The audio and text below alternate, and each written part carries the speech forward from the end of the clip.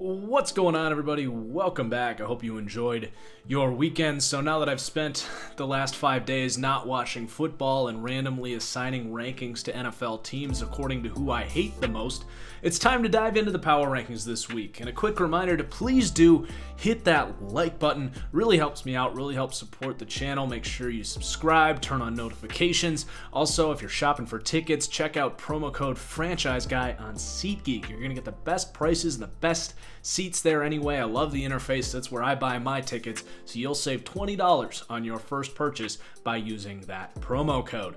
All right, so let's hop on in here to the power rankings. Definitely an anticipated one this week, and we do have a brand new team at the bottom here. Just to me, by the eye test, the worst team in the NFL, and it's the New York Giants. They've had a very hard time coming up with wins lately. I think their defense, you can make a strong case, is the worst in the NFL. No pass rush, terrible coverage. I will say Julian Love looks like that fifth-round steal we thought he would be on this channel, but outside of that, this team is going to have a long offseason ahead as far as finding pass rushers and cover guys.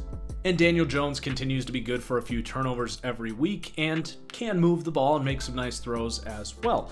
All right, number 31, the Washington Redskins. They've ripped off 2 in a row, and Dwayne Haskins starting to settle in a little bit.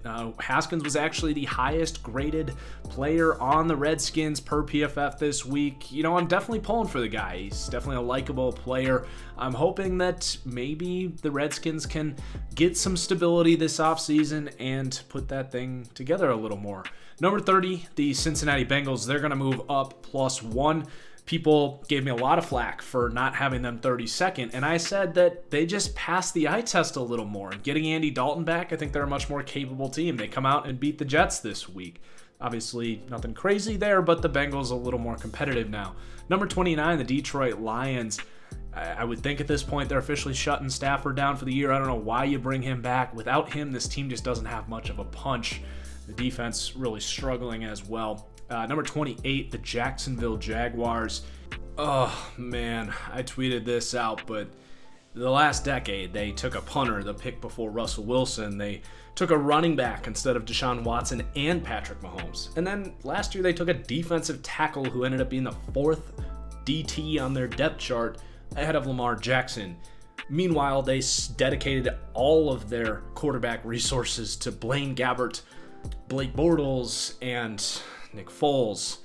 And the fact that it wasn't a consensus belief, that lying to your fans and players that Nick Foles was not only going to fix the quarterback situation here, but save the entire team, like, it's just disgraceful what this team has done. And people say, oh, you hate the Ravens, you hate the Niners, you hate the Seahawks, you don't rank this team high enough. You know who I hate is dumb football teams. And I'm sorry, Jacksonville, you have gone a decade showing complete inability to evaluate the most important position in sports to a level I can't even comprehend. So the Jags are in free fall here, a shameless self-promotion. When I do finish my Redskins rebuild, I'm really excited for my Jags rebuild to try and figure out what kind of track you can put this team on, because trackless is a just perfect word that describes the state of this organization right now. So then moving on, number 27, the New York Jets, rough loss against the Bengals. While we're in the state of self-promotions here, I did actually pick the Bengals to win this game this week, so you can get my weekly picks on Patreon, dropping that down to $5 a month for the patrons to get my picks. They will be back on YouTube on Thursday, though. Anyway, let's get back into it. The Jets did lose this week. It's been a team that's been up and down. It's been a roller coaster season for the Jets. I expect the last month of their season to go that way as well. So they're going to drop down 2, and then up 3 here is the Miami Dolphins. And I really like what Brian Flores has done. This team has bought in. They have developed throughout the course of this season, something that bodes well for a young team that is hoping to not just be a team that can run cute fake field goals and upset teams and carry on to a 3 to 5 win season. We're talking about a team that wants to, under a new regime here, establish themselves as a team that's going to consistently compete in the Tom Brady, potentially Bill Belichick-less AFC East in a few years. So it's been a fun season. It's going to be a super fun offseason for this team and for its fans. They got a bunch of picks and draft capital, so a team that will probably have a lot of Raiders-esque hype heading into next year. And we'll see how it all plays out. But I am buying into this team a little bit. And I said back in the offseason that this team is doing things the right way. And it's definitely carried on through the season. So their stock just continues to keep going up and up and up very slowly. But I do respect what's going on there in Miami. All right, now we've got a tier gap up here. And this Broncos team here at 25 has hovered right around this tier gap here all year. So this next gap is basically more any given Sunday type of teams that can be a little more competitive against playoff types of teams. Obviously, anyone can beat anyone in the NFL, but I do think this group of teams has a better chance to do so. So the Broncos, by no means a perfect organization. I still stand by the fact that Vic Fangio is a good defensive coach, but this team needs a regime change, and it needs to be centered around having Elway step down as GM and bring in an offensive head coach to build around what is honestly a pretty solid core of playmakers, as we saw in this game. And the last thing I will say here is that Drew Lock, who is pretty widely considered, even by Broncos fans, the guy that's just going to be another John Elway bust, that strong-armed, raw quarterback, I will say that he made some decent plays in this game. Now, he wasn't perfect. He made some mistakes, as do all young rookies, but it wasn't a train wreck, which I think is a good step for this team. So they're going to have a good month to evaluate Drew Lock and find out whether you go into next year with him as your starter, whether you draft a guy, or maybe you bring in a veteran and continue to develop Drew Lock, kind of like Josh Rosen in Miami. So good win for the Broncos. They're going to climb up a couple spots. Number 24, the Tampa Bay Buccaneers. I understand Bucs fans probably hoping to raise up a little bit here. They're just such an inconsistent team, and their identity is so clear, and that they're going to score a bunch of points. This defense has been playing a little better lately, though. So I think give them another week to show that they're not just going to keep fluctuating, and they might be due for a raise next week. The run defense is good, but I just don't value that very much, and their secondary has some young players there. So it really does come down to the defense. We know they can score, but we also know they're going to turn the ball over a bunch every few weeks. So the Bucs are the Bucs, and then the Falcons here are going to stay put as well. They still have Matt Ryan. Julio Jones was out this week. We know they can score some points. And then defensively, they're playing a little bit better. Just in general, no movement there. And then number 22, the Arizona Cardinals.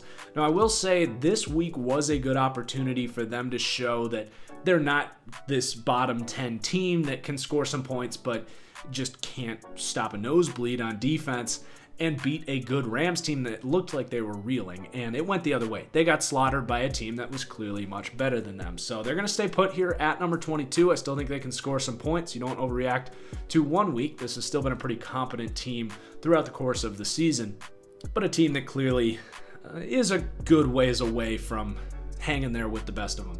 Number 21, the Cleveland Browns, going to drop down 3 spots here. Baker just continues to make mistakes throwing into the second level of the defense, something I hinted at in my deep dive of this team over the summer that was something he got away with a lot in his rookie year, but was definitely a dangerous tendency, because that is an area where you're making these throws that almost look like they're predetermined, forcing them in between the second and third levels of the defense.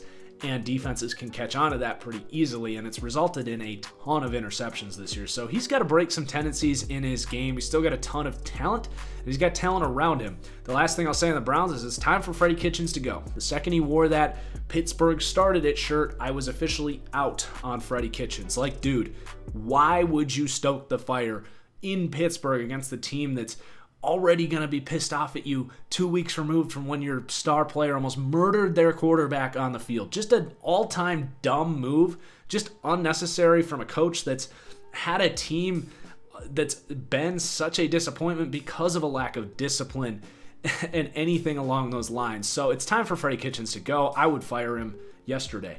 The LA Chargers, they're going to drop down 4 spots. Talk about a team in free fall. They sort of were able to escape all of the problems that they have as far as missed field goals, bad coaching, just lack of depth, injuries, whatever it was. Last year it worked out. But for 2 years before last year, what's happening this year was the trend. And this team is spewing with the Rams and don't know if they're going to be able to play in the big stadium next year. It's just a train wreck. It looks like Rivers isn't going to be back next year. They're right there with the Jags as far as I don't know where this team's going to go. Difference is this team has a lot of good young pieces, so it's just a mess. Number 19, the Carolina Panthers would probably drop here, but was not overly impressed by, namely, the Chargers and the Browns. I still think the Panthers can play spoiler unless they've completely given up on the season. Kyle Allen, clearly a backup type, but this is just the kind of team that had it in them to lose to the Redskins, but also I think can play spoiler against better teams as well, kind of like we saw them almost beat the Saints the week before. So number 18, the Oakland Raiders, they're going to drop down 3 spots. So it's been a fun year. I think Gruden's a good coach. You have a decent quarterback there. You got a good offensive line.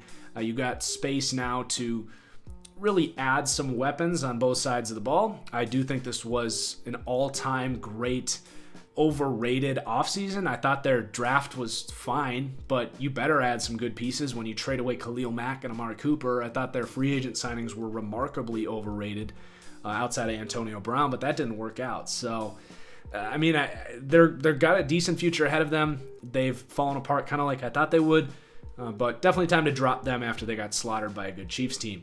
Number 17, the Chicago Bears. This is a very consistent team. Basically everything I've said about them for the last 5 weeks, you apply to this week. Trubisky's playing a little better. They're definitely not an easy out, but they're buried in a really good NFC. All right, so now we've got a tier gap up here. This next tier are teams that look like they might be playoff teams, but also teams that I can't picture winning a Super Bowl. So the Pittsburgh Steelers, and they're going to get a big jump this week, and that is because of Dalvin Hodges. So the week before, heading into the week, Mason Rudolph was still the starter, and I had this team in the 20s because I thought Mason Rudolph was the worst starting quarterback of any quarterback on this list, and I think that was pretty accurate. He's just terrible.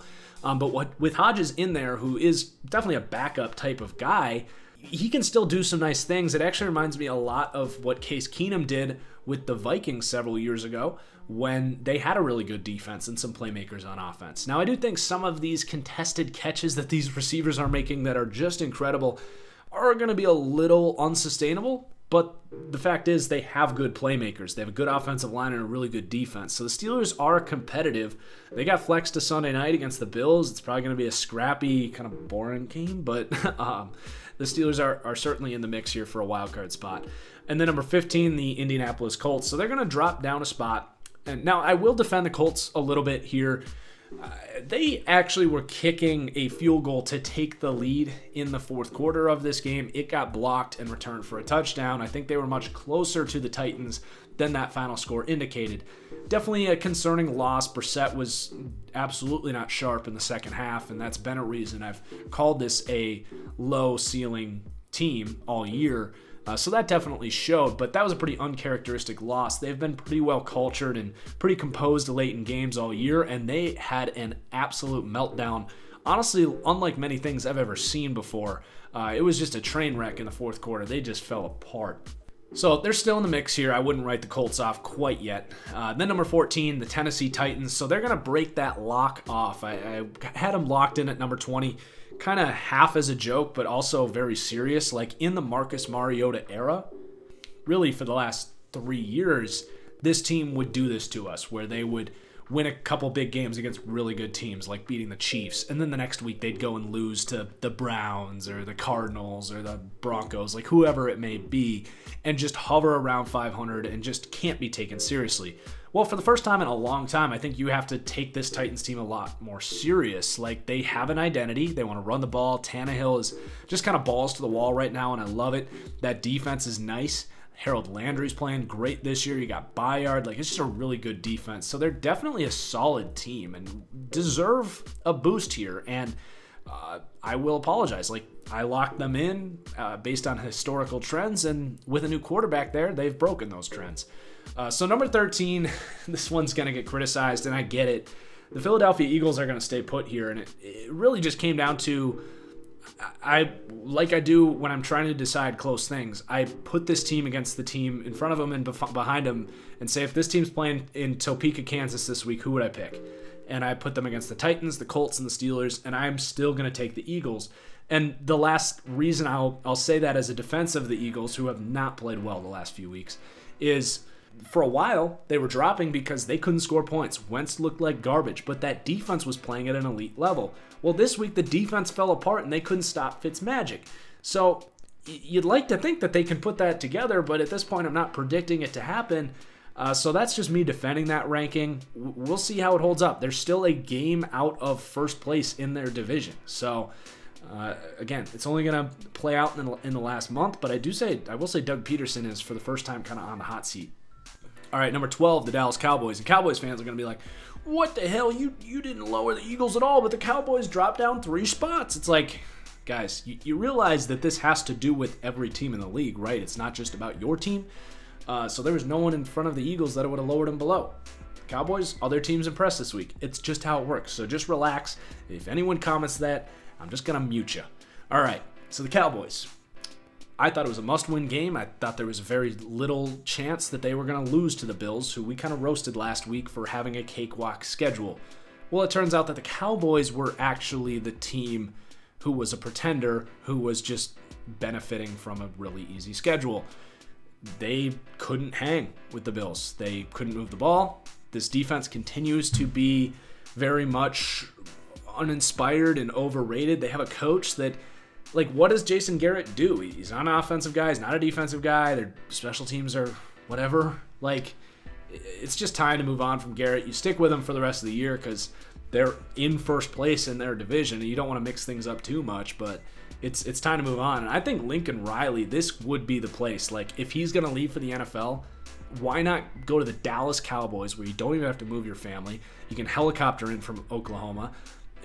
You know that Jerry Jones will write you a blank check, and you've got an outstanding offense to work with and defensive pieces as well. So keep an eye on Lincoln Riley to the Cowboys. I'm going to start predicting that now. So then we got the LA Rams. They're going to climb up a spot. So they're not going to make the playoffs, most likely. They did benefit from the Vikings and Seahawks playing this week, and perhaps that is why they played with a little more energy this week. It kind of felt like they gave up against the Ravens, but looking ahead, like, they're not completely out of it yet, and they played like they should. This team has a ton of talent on it and a really good coach and a really expensive quarterback. So they came out and mauled the Cardinals, and they're kind of back in to this thing, and you got to take them seriously for sure. So the Buffalo Bills, aforementioned, they're going to move up 3 spots, and this was kind of let's just say this was a huge win for this team. Not necessarily for this year. I still think this team is a year away, just as far as Josh Allen's development is concerned, as far as putting some more offensive pieces around there. But it's clear to say that Sean McDermott is an excellent coach, and unlike Jason Garrett, who just kind of stands on the sideline and pumps up his guys, the clapper as he's infamously known, McDermott is one hell of a defensive coach. There's a reason this is one of the best defenses in the NFL. When they're at home, they can beat anybody. Offensively, I just think that Josh Allen is still in the developmental stages of his career, and they could really use just better playmakers. I'm not afraid of their running game. It's fine. I'm not really afraid of these receivers outside of John Brown. So, like, it's a good team. It's a playoff team, but I'm keeping them in this tier of non-Super Bowl contenders. So now we have our last tier, and this is Super Bowl contenders. And I do think that this conversation needs to start with the Houston Texans. I've got them back in this tier of Super Bowl contenders, and that's because they have this high upside offense. When they're on, like they were on Sunday night, oh man, look out. But you also can't forget 2 weeks ago when they couldn't even move the ball against the Baltimore Ravens. And I think this defense, while they played well on Sunday, what are you afraid of on this defense without J.J. Watt? So, like, they're really a high upside team. When that offense is clicking, it's right there with the Ravens and the Chiefs and the Niners for the best offenses in the league. But I think there's a certain low floor there as well that I don't necessarily see in other teams. So a big win for them, definitely an eye-opening one, and a big win for O'Brien to kind of reestablish himself by the masses as a solid coach. I've always kind of stood by O'Brien. But anyway, let's move on. Number 8, the New England Patriots. So they're going to drop down 2 spots. And basically all I'm going to say here is that this defense is still outstanding. It's a top 3 defense. You've got Bill Belichick, who you know is only going to get this team better in the last month of the year. I don't think anyone could say this better but Kevin Clark of The Ringer. So credit him for this, but I totally agree with this. Great analogy. The New England Patriots are like a casino. You might be able to beat them once, maybe twice, but they win in so many different ways between the margins that eventually they're going to catch up and beat you. Now, the difference is I think this offense has serious problems.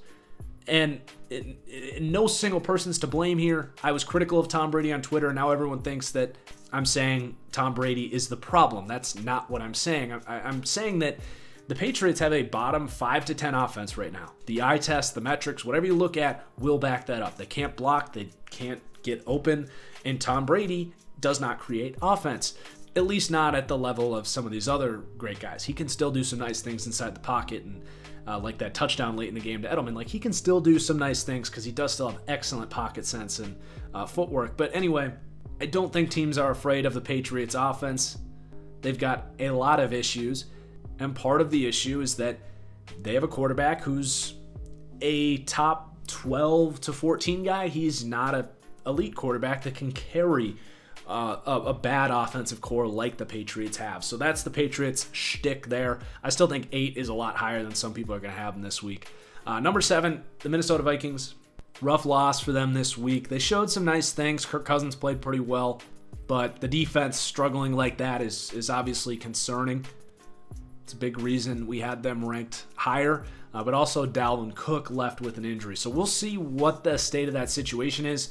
Now no Adam Thielen out there, and don't know when he's going to be back, but that offense ran, pun intended, through Dalvin Cook, but also through the screen game. His explosiveness opened things up for that entire offense. So I do think that's a step back for them, and they lost ground in the division race. They can actually now beat Green Bay in Minnesota. And as long as Green Bay wins 2 out of 3 against the Redskins, Lions, and Bears, the Packers are still going to win that division. So that's going to hurt them. It's a team that is obviously much better at home than away. So kind of a big loss there for the Vikings this week, both with standings and injury. Then number 6, the Green Bay Packers. They're going to climb up a couple spots. And now they went into New York and really dominated the worst team in the NFL, in my opinion. So it is what it is. I think that the Vikings and Patriots had elements of disappointment this week that the Packers didn't. And at this stage of the season, people don't want to talk about this, but getting out of every one of these games healthy is, in a way, just as important as it is to win the games themselves if you're in a good position standings-wise as the Packers are. So they're right in this thing. They obviously have some problems, but it was just a good week for the Green Bay Packers. Number 5, the Seattle Seahawks. I think Seahawks fans will be more happy with this. There's probably Seahawks fans that think they're the best team in the NFL. I think that a lot of their problems showed up here against the Vikings. It's just not a very good defense. It really isn't. The one thing that this team does have that you could argue nobody else has other than maybe the Baltimore Ravens is they have this big game mentality. They know who they are. They've won Super Bowls. They have Russell Wilson, who's not afraid of anything. Pete Carroll. Like, this team knows how to win big games, and that's all they've done this year is win big games. Now, they can lose to worse teams, definitely, but when they're playing other playoff teams, they are confident that they're going to win that game, and they play up to it. So, for whatever that's worth, I do notice that with the Seattle Seahawks. All right, Kansas City Chiefs at number 4. It is... To me, this is officially the most slept-on team in the NFL, and the comments from last week's Power Rankings back it up. People were laughing at me for putting this team at number 4. It's really sad how quickly and how much recency bias people have in 2019. Just like 7-8 weeks ago, we couldn't stop talking about how Patrick Mahomes is the next coming of Jesus Christ and how the Chiefs were going to win 5 of the next 10 Super Bowls. All of a sudden, they suffer some injuries that they're now healthy. They lose some close games, and we're just ready to forget about them completely. People are ridiculous. This team was my pick to win the Super Bowl. I am still standing by it. I think this team's only going to get better as the season goes on. They had a dominant defensive performance this week against a good Raiders offense. And if that's people's concern that they can't play defense, well, newsflash for you. Defense is not as important as offense. And this team, I still think come January, we'll have the best offense in the NFL with the best offensive head coach outside of maybe Kyle Shanahan, with quite possibly the best quarterback, the best group of weapons, a solid offensive line. So yeah, I am going to rank the Chiefs fourth, and to be fair, that might actually be too low. All right, number 3, the New Orleans Saints. They just keep trekking along. This team's ability to win close games is impressive, but that's looking back at the Panthers game a week before. And they really dominated the Falcons in this one. A little onside kick debacling at the end of that game, but they took care of business this week. This Saints team definitely scary. Drew Brees looks really good. He is slinging that ball around. When he goes outside, I don't know if that offense is going to be quite as explosive, but you put them in a dome and they can be right there with these top offenses in the league.